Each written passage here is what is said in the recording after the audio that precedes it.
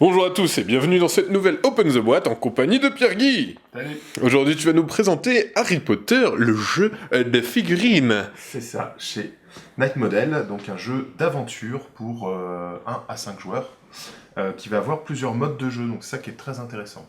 Et c'est vendu dans une boîte à gâteaux en métal. Ça. Et boîte en métal, c'est bien, ça brille. Mais oui. Oh. Alors qu'est-ce qu'on va trouver dans cette boîte? On va avoir le petit livre de règles, qui est quand même assez conséquent, en petit format, avec des belles illustrations, des figurines en situation, et une douzaine de scénarios aussi pour pouvoir démarrer, le jeu. Donc il y a déjà pas mal de contenu déjà rien que dans le livre. C'est pas parce que c'est un petit bouquin qui est rien dedans, il y a vraiment les règles et des scénarios pour commencer à jouer. Exactement. Ok. On a les planches de jetons et les petits éléments de décor qui vont appeler overlay, donc on va poser par-dessus les grilles de terrain. D'accord, c'est assez fin, ça se pose. Ouais, celui-là c'est du carton qui est assez fin, c'est pour les petits jetons, etc. D'accord. Les décors qui sont dessus sont vraiment à poser sur les plaques de terrain. De ok. terrain, voilà. Donc les plaques de terrain qu'on va avoir ici, donc il y en a 3. Qui représentent des intérieurs ou extérieurs d'Harry Potter. Donc là, on va être dans des sortes de ruines de... Ah, on dirait le pont en ruine. Ah non, ok, oui. Voilà, on a le blason de Poudlard, ici, et donc au verso, on va avoir en fait la forêt interdite, forêt noire. Oui, je crois que c'est un truc comme ça, avec les vilaines bêtes, voilà. notamment pour les arachnophobes, des scènes assez mythiques. Donc on retrouve même des petits détails sympas. Là, ici, on va avoir un bout de la moto qui sert à un moment pour s'enfuir. D'accord. Je suis plus très au point sur la scène. Les fans comprendront et verront tous ces petits... Voilà, moi, j'aime bien ce genre de petits détails. Ça sert à rien, mais c'est là. Ça fait plaisir. Donc on va avoir 3 plateaux qui sont différents, qui sont à chaque fois recto verso, intérieur, extérieur. Ça, c'est chouette. Voilà. Donc on a 6 plateaux. Chouette, voilà. Ok. Donc à chaque fois, les parties vont demander d'utiliser 2 ou 3 plateaux. D'accord. Pour jouer. Donc ça fait quand même des configurations assez modulables. Ok. C'est cool. La petite mousse pour protéger la partie intéressante, parce que qui dit jeu de figurines dit... Figurines Jeu surtout. Jeu. Mais oui, les figurines. Donc là, les figurines en résine de Night Model, alors, qui sont ultra fines, très très détaillées. Si vous connaissez déjà Night Model qui fait le jeu Batman, voilà, la qualité des figurines est la même. C'est pas parce que c'est un jeu de plateau qu'on va avoir des figurines qui sont moins détaillées que celles du jeu. Donc là, dans la boîte, on va y avoir Hermione. Voilà, figurine magnifique, tout en envolée et en souplesse, là, avec l'écharpe Gryffondor qui tourne autour. C'est magnifique, ouais. On va avoir donc des araignées, justement. Ah, bah ça tombe bien. En petit sachet. on les attendait. Génial. Sachet d'araignées, on va les sortir pour voir un peu... Oui, moi je m'en suis souvenu de cette scène. Ça m'avait un peu fait peur, j'avoue. Voilà, donc des jetons nués d'araignées, voilà. D'accord, donc là, ouais, c'est pas des punchboards, on part vraiment sur des petites figurines qui sont super détaillées aussi, en fait. Ouais, très très détaillées. Ceux qui aiment peindre vont se faire plaisir. Ok. Voilà. On a des mange-morts qui sont superbes. Ok. Vraiment, les figurines vraiment très très belles. Donc là, c'est à assembler. Les figurines sont en plusieurs parties. D'accord. Donc comme dans les jeux de figurines... Dans les jeux de figurines classiques. On va coller les éléments. Ouais. Il n'y a pas de recette toute prête de figurines ultra détaillées et déjà assemblées dans les boîtes, quoi. Donc là, on a Harry Potter. En tout cas, son tronc.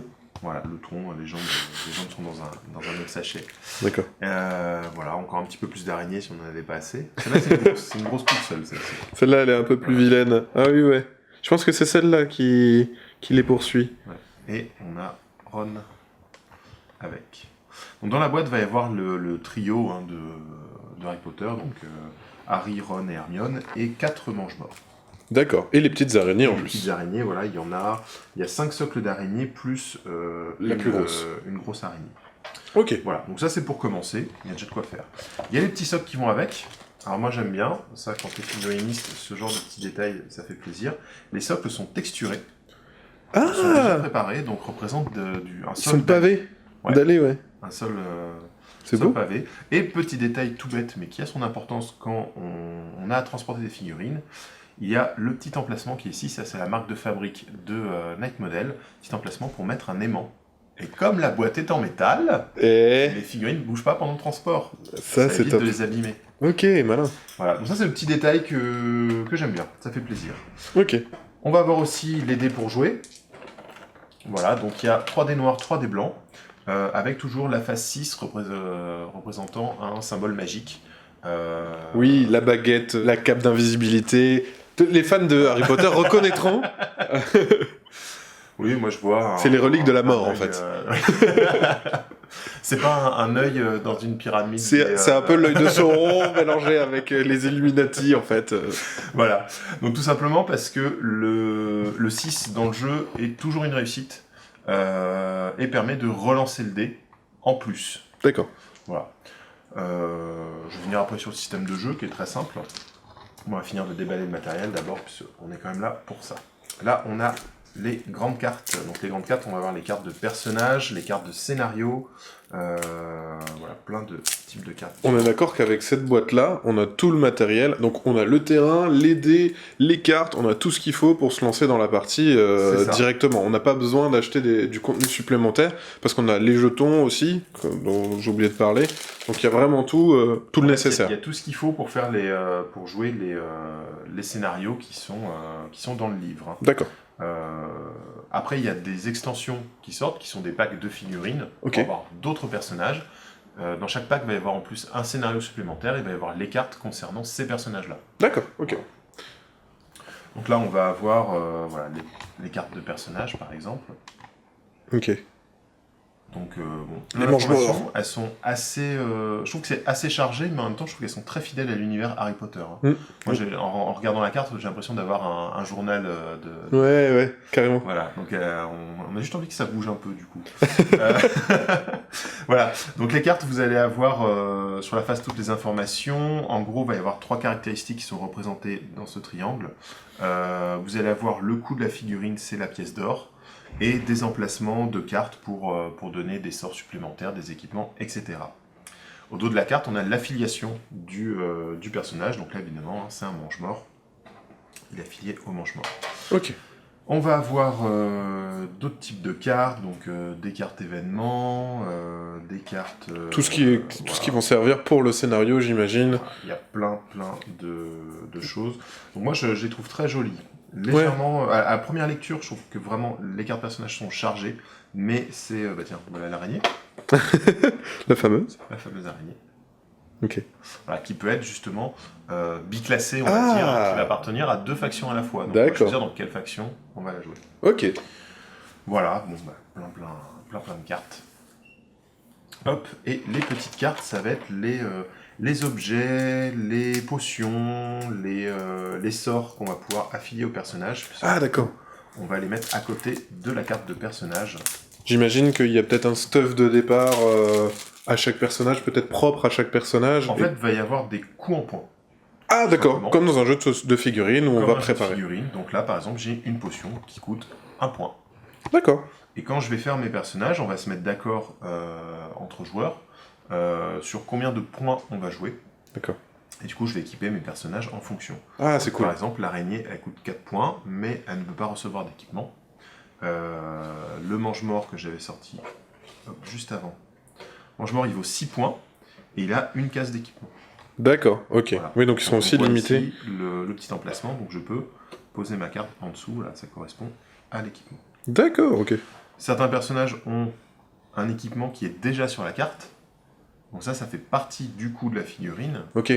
Comme s'il était déjà équipé. Voilà. Okay. Donc on voit là, l'araignée par exemple, elle n'a pas cet équipement. D'accord. Voilà, donc pareil, plein d'équipements, des cartes de compétences, des choses comme ça, voilà. Moult choses à faire et à découvrir. Plein. Voilà. Moi j'aime beaucoup ouais, le design est chouette. Même les sorts au niveau design, là on a l'espèce de parchemin avec le dessin. C'est très sympa. C'est... Voilà. Mais qu'est-ce que ça vaut en termes de jeu ? Ah. Donc on va avoir 3 modes de jeu en fait qui sont proposés dans le livre de règles. On va avoir le mode classique jeu de figurines, on va être du 1 contre 1 avec chacun sa bande et on va s'affronter en fixant justement le coût. Donc par exemple on va dire on va jouer en 35 ou 50 points. On va prendre des personnages et on va compléter avec des équipements et on va jouer. Il y a un scénario de base qui est dédié vraiment à l'affrontement. Sinon, il va y avoir un mode campagne où un joueur va jouer les méchants et les autres joueurs vont se répartir les différents héros. Ça, c'est cool. Sachant que les joueurs vont fixer ensemble la difficulté de la campagne. Donc ça aussi, c'est très intéressant. C'est-à-dire qu'on peut dire on va faire une campagne facile, donc il va y avoir un petit peu plus d'équipement ou de héros de départ, un peu moins pour le méchant. Et on va jouer les scénarios dans l'ordre, etc. Il va se passer des choses entre les scénarios. Et le dernier mode, ça va être un mode entièrement coopératif, où là, on va affronter que des créatures. Donc, par exemple, des araignées. Là, en l'occurrence. En l'occurrence, dans la boîte de base, ce sont des araignées. Donc voilà, donc ça va être un jeu coopératif avec les héros directement contre des créatures magiques, quoi. Ok. Ça, c'est super chouette, ça, d'avoir plusieurs modes de jeu, selon si on préfère jouer en compétitif ou en coopératif. Le jeu le permet, et j'imagine qu'il y a les scénarios proposés. Ok. C'est ça. Eh bien, très bien, je crois que tu as tout dit sur cette boîte de Harry Potter, le jeu de figurines. Et bien sur ce, comme d'habitude, on vous fait des gros bisous, on vous dit à la prochaine, et puis ciao!